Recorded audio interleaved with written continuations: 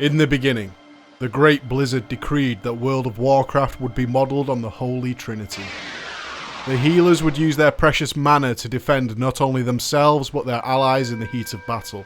The damage dealers would pummel and pound the enemy, but be weak in the face of the enemy's threats.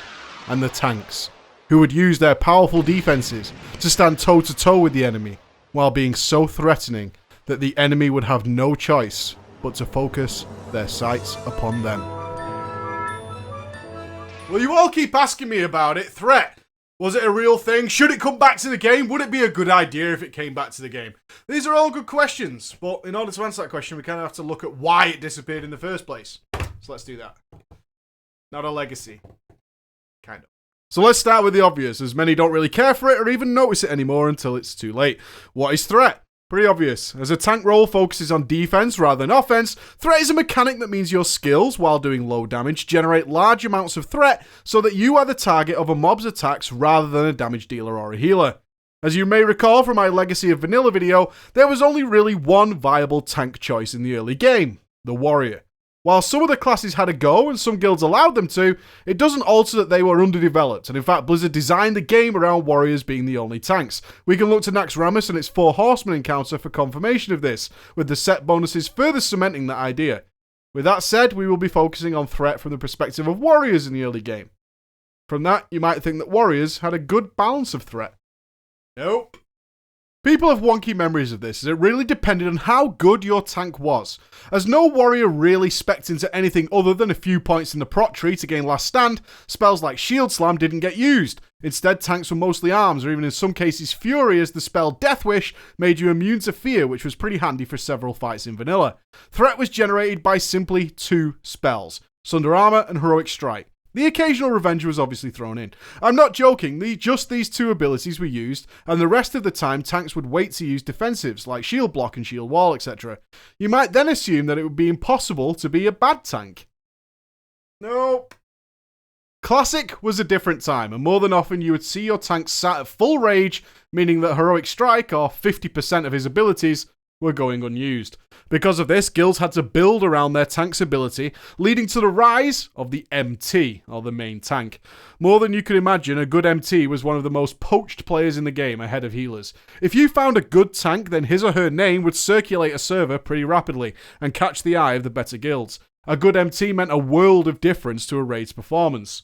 Threat works like this. Let's say the tank has 100% threat on the target. A ranged DPS needs to do 130% of the tank's threat to take aggro. A melee needs to do 110%, allowing a little buffer zone for each of them. Threat then, from a DPS point of view, is simple. A DPSer only builds threat on the target that they damage. But there are global threat generators, like heals, that can affect every single mob that is currently in combat. Easily explains why healers should stand near tanks when waves of adds are spawning, as they are generating threat on all of them before a tank has made contact. A note here is that healers only generate threat when they actually heal lost health. Overhealing does not count. This will be important later. So, now we know that we can see the issue. In an ideal world, 2 players of equal skill and gear, 1 tank, 1 DPS, the tank should be able to generate slightly more threat than the DPSer, allowing both players to play optimally. But that, my friends, is a very, very difficult thing to balance. Not to mention the obvious issues that arise when all things aren't equal. Let's stay with vanilla for now. As I said, good guilds built around tanks. Much like LFR strategies were developed to accommodate the threat output of the tank. Onyxia is a prime example of this. Our fair lady had a long-lost mechanic called Wing Buffet. Wing Buffet was rarely ever understood by anyone ever, including myself. Articles on the ability are sparse at best, but guessing at how it worked. This is my understanding of it. Wing Buffet worked in 2 ways. 1, it was a casted ability on the current target, usually the tank, lowering the current tank's threat by a considerable amount, meaning that when a Drake casted Wing Buffet, there was a chance that an overzealous DPS or a great healer was about to get slapped. 2, and the more interesting thing, is the reduction of that player's threat ceiling. Yeah, I know, what's a threat ceiling? A threat ceiling is the maximum amount of threat that the tank can possibly create against the target. Once the tank hits the ceiling, then no amount of shouting or stomping will be registered by that mob. Back to Onyxia and her wing buffet. To counter the abilities of low to mediocre tanks not generating a lot of threat to begin with, and to prevent people being killed left and right, typically, Onyxia was DPS'd via wands and auto attacks until she took off to Deep Breath more. Even this method would cause the tanks to lose aggro in some cases because of the aforementioned threat ceiling being lowered so much as a result of such low DPS. Or you had a good tank who could do fantastic threat, meaning you could nuke the fuck out of the Drake before she casted enough wing buffets for it to ever become a problem. This is the difference a good MT could make. This is why they were considered kings amongst players and why they wielded so much power early in WoW's life. For those of you used to Wrath of the Lich King and above, where the threat started to be altered, you might be thinking that sounds like dog shit. Or some of you might be thinking that sounds like another level of gameplay to show the difference between a good player and a bad one. You're both right. The good. As you know, some classes have threat-reducing abilities. Vanish, Feign Death, Invis, Soul Shatter, and so on. Now, most of these abilities are rarely used because of threat, but more so to avoid or cheese various mechanics. A skilled player could utilize these abilities as an extra dynamic of play, which created results considered obscene by today's standards. Nihilim's first kill of Kel'Thuzad highlights this tremendously. As you can see from this screenshot, these two rogues, although amongst equally geared players, even of the same class, are ahead on damage by a criminal amount. This is entirely down to proper use of their threat reduction skills in a fight with many tank swaps. You may also think Patchwork was a big deal because he had so much health that you could truly test your DPS. In fact, it was because DPS could not pull aggro. The bad. From what I just said, you can infer one important thing. No tank could hold aggro against a good DPS that was going all out. It was impossible. If you played then and don't believe me, the answer is probably already mentioned above in the different levels of play. The fact is, controlling your threat as a DPSer was a huge deal. The pull. Today we nuke as hard as possible from the get-go. Vanilla, you had to wait till the classic sound of 5 stacks of Sunder armor before beginning to damage. Even then, a couple of back-to-back big crits were going to land you in trouble, and monitoring threat was far more important than what your damage was, leading to lots and lots of raid leaders asking for damage meters to be uninstalled in favour of a threat meter. Again, some would say this sucks, not being able to go all out. Others would see this as an opportunity to shine. It's entirely subjective. Threat being so badly balanced also meant that even being slightly better geared meant that you were cutting yourself off from the rest of the game one piece at a time.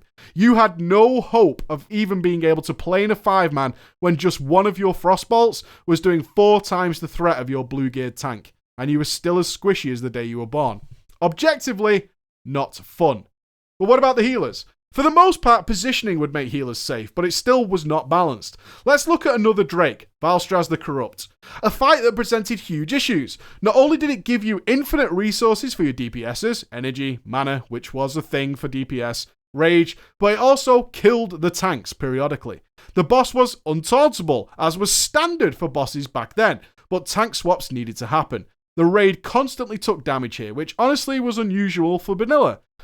But given the infinite mana granted to healers, you could spam. Again, this was unusual for the time. This was the first time it became clear that healer threat hadn't been balanced at all. I was reprimanded for using Prayer of Healing for my group as it out-aggroed the tank. Lucky, fully spammable executes generally took care of threat swaps, but it highlighted an enormous imbalance between the Horde and Alliance factions. The two unique classes, Shaman and Paladins, each had ways of contributing towards this threat problem all DPS faced across the game. The Paladins had Blessing of Salvation, a permanent buff reducing a character's threat. The Shamans had Tranquil Air Totem, reducing the same amount of threat but for the group. Sounds equal, right? No. Totems were group-based, not class-based like blessings, and couldn't be removed like clicking off a blessing, making group setups tricky. And also, Tranquil Air shared a spot with the God Totem.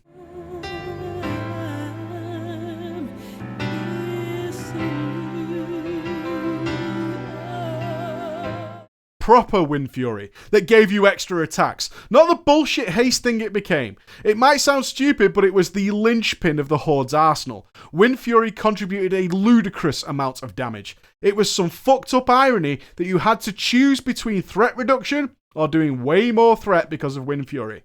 Which one did we choose then? As if we're not going to use Wind Fury! Needless to say, the Horde considered Paladins to be bullshit. This is how vanilla came to a close. Decent tanks were considered Olympians, as you now know. They meant more threat, meaning more DPS, meaning more boss kills and faster kills. This responsibility, however, was starting to appear monolithic to the new and upcoming players. Tanks were too important. And while I've spoken about the effect of having a great tank, as you know, the truth is, most players aren't great. And when you aren't great and playing in a pivotal role, shockingly, players tend to get a little mad and vocal. Not many wanted to accept that offer to tank, instead opting to do DPS where they could learn or simply play in peace. This is clearly a problem for the game. We still only had one tank, really viable tank class, and they weren't abundant enough. More to the point, even the good ones couldn't allow a DPSer to play their class to the max.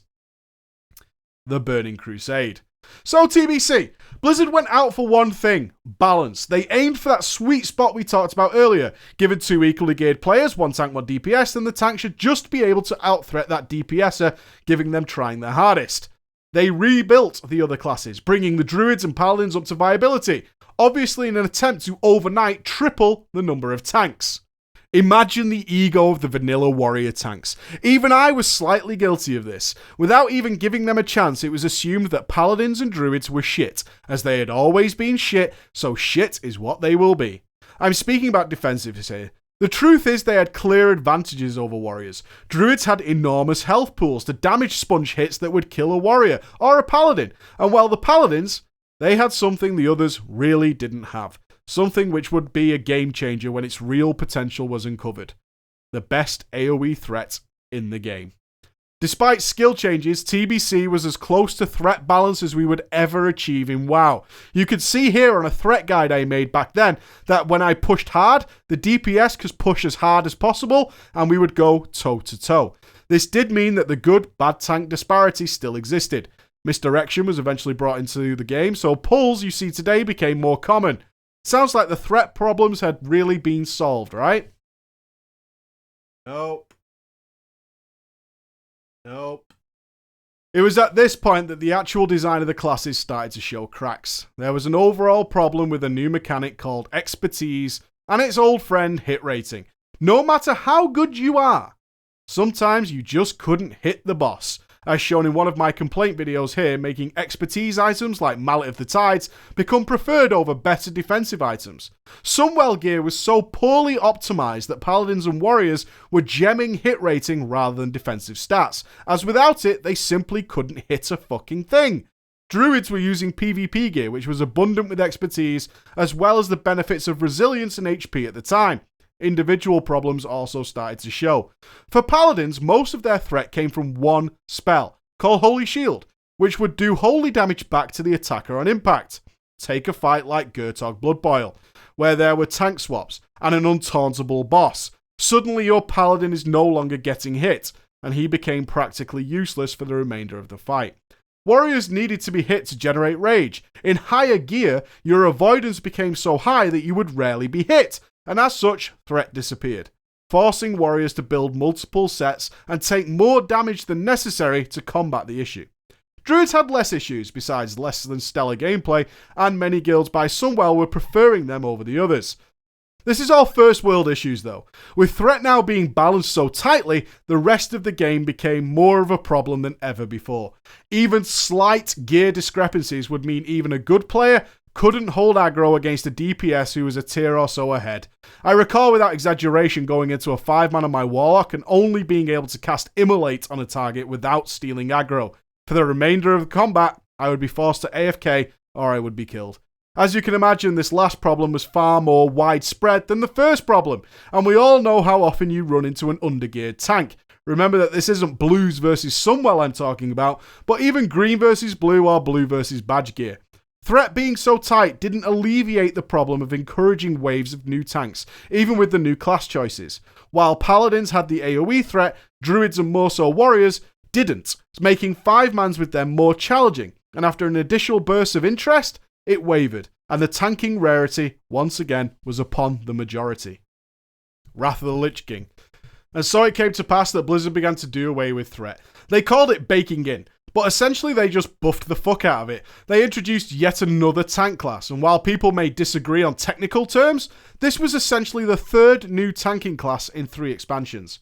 What changed? Essentially, the AoE mechanics. Thunderclap and Swipe were no longer limited to 3 mobs at a time, meaning all tank classes could AoE tank effectively, giving rise to the AoE spam you have all come to know and love. It wasn't an overnight change, as dungeons were still hard enough at the start to need a somewhat steady pace for pugs, but with threat as less of a concern, the inevitable Zergfest was the only logical result. I don't want to overstate it. Threat did not become non-existent, but it was considerably less of a factor. Besides the Zergfest, it had to be accepted that raid tanks had lost one of their 2 primary roles that they had signed up for. Hence, the only initial solution was to make every boss tauntable and introduce a huge amount of taunt swap mechanics. Boss abilities like knockbacks and wing buffets and threat competitions simply were no longer relevant, so it changed to armor debuffs, healing debuffs, damage taken debuffs, bomb debuffs, and every imaginable reason to make the other tank press his taunt key at the right time. Did it make tanking in a raid environment worse? Yes. We had yet to embrace the idea of mechanics that regularly needed outside buffs like pain suppression. They were used on occasion, but not like today. It was a strange change, as we had gone from TBC, where we were pushing as hard as possible to compete with our DPSs in a symbiotic way, to now not having much to draw on for interest. It's not as if tank swapping had never existed before this point. The good though, it certainly brought out the tanks in droves. There were floods of new tanks. Not to be understated how many simply wanted to play the new and amazing hero class, but with the skill level to complete more casual content drastically reduced, it gave new and improving players a much greater confidence to step up and size their chances to become one of the most revered players that they had seen and heard about in previous expansions. So everything was solved, right? Tanks are abundant, dungeons were being run by the masses, and one of the biggest plagues in the game, which was lack of tanks for casual content, had been cured. Oh. Wrath also brought with it LFD, which had interesting results. Tanks along with healers being far more in demand than damage dealers led to a natural consequence of it being more accessible thanks to the threat changes. While initially you might think far more tanks meant shorter queues, what you in fact know is that tanks in general have instant queues. But why? There are more tanks than ever before. Surely they should have some queue time. More than that, it became bizarrely common advice for anyone who complained about queue times to re-roll a tank for fast queues, despite them not wanting to gear or play a tank. But it did lead to yet more tanks. What happened is simple. With instant queues, you burn through the gearing process at double or even triple the pace of everybody else. It doesn't really matter how many new tanks are being created. If they chew through the content at hyper speed, they are soon not going to be queuing up, and ironically, you're back to the same issue you had originally before threat was buffed. There just isn't enough tanks to accommodate everyone else without the system clogging up. As you will know, Blizzard never really solved the idea of the missing layer of gameplay for tanks, with the removal of threat. But instead they tried different angles to find the sweet spot. Vengeance, Resolve, and a more prominent use of outside cooldowns have added some dynamics to raiding, and the chances of failing in more casual content has completely been squashed. So what's my conclusion here? Should Threatmaker return? As you can see, finding the answer isn't easy, but the answer itself is no.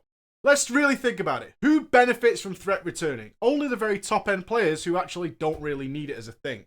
Once they're playing at that level, it's not a big deal. If you're not good at managing your threat, you hold back your entire guild. The knock-on effect is casual gameplay just becomes completely spoiled. Threat hinders more people than it helps. For a lot of DPSers, they felt that a level of their play had disappeared, but in fact it just shifted over to tracking procs and managing trinkets and so on and so forth. So they weren't harmed either. It's never going to be the case that we can do some magic wave of the hand and make a lot of tanks appear and queues be dropped to instantaneous. That's not going to happen, even with Demon Hunters coming in. So, as it stands, I can't see why it would come back. Would I personally like to use it again? Yes, I liked it. But, does it change anything about how I play the game now? No, not really. If you can do the threat, you're already doing it. Alright guys, thank you so much for watching. This is kind of a micro legacy video, so please check out the big ones if you like this one. Alright, thank you. Bye-bye.